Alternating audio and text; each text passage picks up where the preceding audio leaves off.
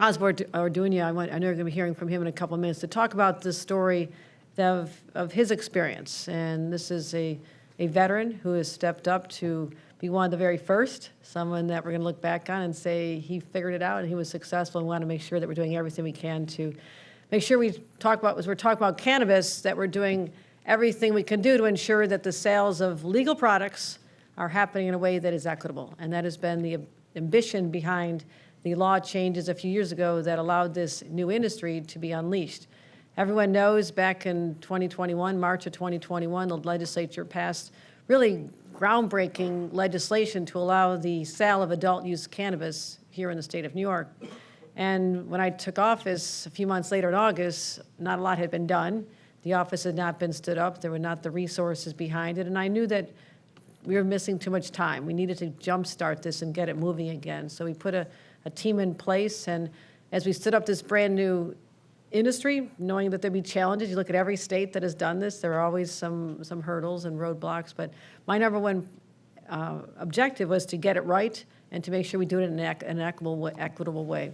So we launched the Seeding Opportunity Initiative, the first of its kind in the nation, something we all should be proud of. And what this does is an attempt to right the wrongs of the past. And that positions people with prior cannabis-related criminal offenses or their immediate family members to make the first sales of the adult use cannabis with products grown by our local farmers. And as I mentioned, we're proud to have one of those individuals here today, Osborne Ardunia, who's the CEO of Cannabis Place, and he's the first service-disabled veteran to open a cannabis business right here in the state of New York. And I want to thank him for his past service to our country as well. You know, sometimes it takes a while to get it right, and the process has not been easy. It's not been easy. It's not on the pace we would want to see. But sometimes the things worth doing are not on an easy path. And to ensure that we have a thriving and equitable cannabis industry here, you know, we want to make sure we do everything possible to just make it a lot easier. And I want to recognize that there's a way to do this.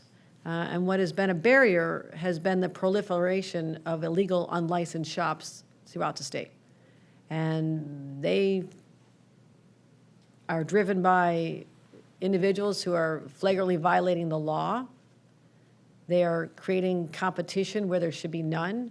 And we recognize this is a serious problem for the success of this new industry. And also, we have no assurances that the products are even safe. And that is something consumers need to know, that this does not have the New York State seal of approval, that you do not know what product could possibly be laced with or have other contaminants. And that is a risk that people should not be able to take. So we're making sure that anything we sell is going to be properly tested for safety and quality, and that is absolutely not what you can guarantee with the products sold at these illegal stores. And they have been found to have toxic chemicals, E. coli, and other ingredients that you just do not want to ingest. And also these products are being marketed to kids with the bright colors and the candy flavors. And the other side of it is, other than impact on people's health, it is denying the state of New York this tax revenue that we were anticipating that would be used or generated from legitimate dispensaries. And the reason this is so important, the way this was set up, is that 40% of the revenue goes to the Community Reinvestment Fund, which helps communities that were impacted the most by the heavy enforcement of cannabis sales in the past. So we also want to use the rest of the money for public education, safety, protect our kids. And so so illegal sales aren't just unfair and unsafe, they're also unjust. And doing nothing about this was not an option. We saw the proliferation, we saw the arrogance associated with this, figuring no one's going to stop me. And for us to be able to keep centering on social and economic equity, we knew we had to take some strong steps. So we had to do it the right way. And that meant aggressively enforcing the law for those who are hiding behind their operations. And many types of businesses, as we know, require licenses to operate. Nail salons, bars, everybody's used to having licenses to operate. But before May 3rd of this year, New York State didn't even have all the tools we needed to shutter the unlicensed shops. And that was a problem. But now, thanks to our efforts in the legislature and changing the law just recently, now we have 3 more powerful tools at our disposal. First, significantly higher fines. Businesses that sell cannabis without a license are now subject to fines of $10,000 a day. They can also double to $20,000 a day if they continue to sell once a notice of violation has been affixed to their window. As you can see, we have a very nice sign on the far right, or far left. You're right. You can't miss that.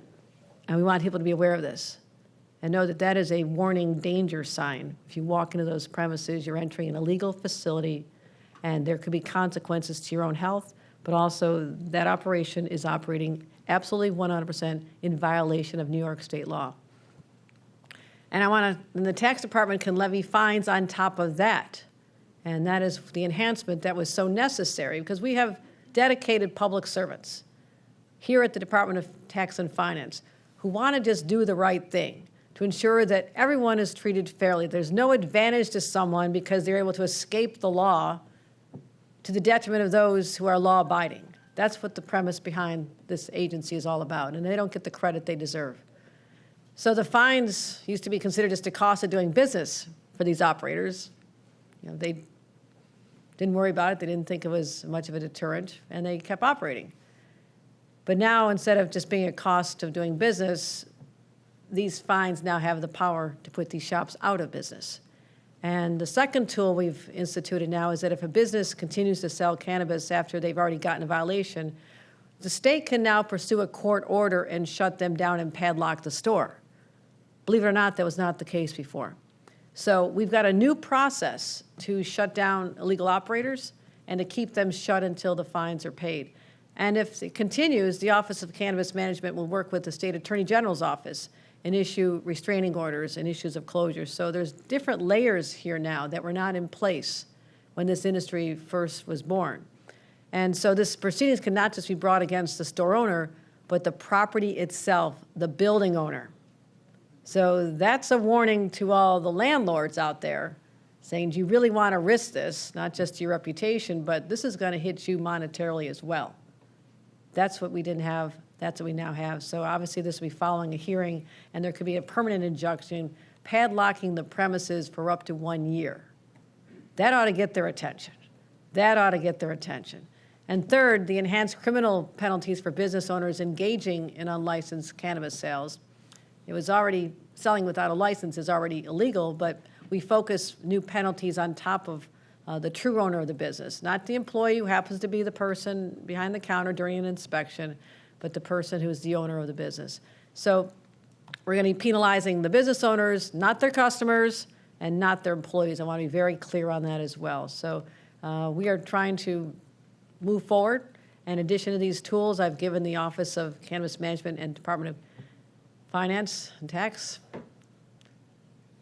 I want to be aggressive. I want to get this done. I want to send a message loud and clear across this state that if you're operating illegally, you will be caught and you will be stopped. So it is just not worth it. So we're going to work together, enforce the law quickly and aggressively, and shut these bad actors down, because too much time has passed, in my opinion. And again, I'm grateful that we got the legislature to change this. We worked together. We got it signed very quickly. And literally, we put more resources behind enforcement. Our state budget provides $5 million to hire an additional 37 full-time staff to carry out enforcement activities. That'll help as well. And we've wasted no time. So for the last 2 weeks, just since the law was signed, the state's been conducting inspections, and today I'm proud to announce the results so far, and thank you, everyone who had a role in this extraordinary effort that you've undertaken. Illegal cannabis was seized from 31 businesses in New York, Albany, Ithaca, Binghamton. I literally got phone calls and letters from elected officials and some of the upstate communities grateful that this is finally happening. And the estimated value of the seized cannabis over a 2-week period is $9 to $11 million. This tax department is still tabulating the full amount seized, but at least 1,000 pounds of product, as you can see in the photo over here. By taking that decisive action, we're cracking down on unlawful businesses that jeopardize the integrity of our cannabis market. We're building an equitable system like no other, something we all should be proud of. But let people know we have zero tolerance for the bad actors who are standing in our way of full success. And one more thing I want to highlight. I've heard from New Yorkers it's sometimes difficult to tell which cannabis businesses are legitimate and which aren't. Okay, that's your excuse. We're going to make it very clear. We'll make it really clear. I want to remind everybody it's very simple. Every legal dispensary will have a sign like this near the entrance. It's visible, it's obvious, and this is the sign. This is where you can legally buy legitimate, clean, safe cannabis. Or you could actually scan the QR code and verify that it is licensed if you have any questions. So the work continues. Much more to do. Have to make up for a lot of lost time. But we will look back and say, yes, there were growing pains. There always are. But within a fair amount of time, short time, I hope to be able to say that because of this enforcement action, the action by the legislature, and our work to get these new licenses issued and facilities stood up, that it'll be a different dynamic the next time we gather and talk about the success of this and how this can still be a national model, in my opinion, of how we focus on social equity, righting the wrongs of past, but opening up a whole new industry, a dynamic industry that'll help farmers and small businesses and people have the dream of having their own place, and also the customers who will also know that this is a legitimate and safe product for them. So I believe there's great potential here. I'm always an optimist. We're going to get it right. But if people stand in our way, if there are bad actors out there trying to thwart our efforts to do the right thing, don't bother. You will be caught. You will be stopped. And that is exactly what this launching here today is, to talk about the success of the last 2 weeks, but where we're going next. And I want to thank everyone who's been involved in this. And I want to give my gratitude to Chris Alexander for leading the charge here. It's been a tough haul. It's always tough to be the first. It's always tough to be the first, to have to go in and literally build something from the ground up. But I want to thank you and know that you have the full support of the governor of the state of New York, our entire administration, because we're all vested in the success of this brand new industry, which again, I know we're going to be proud of. So with that, let me introduce the Executive Director of the Office of Cannabis Management, Chris Alexander.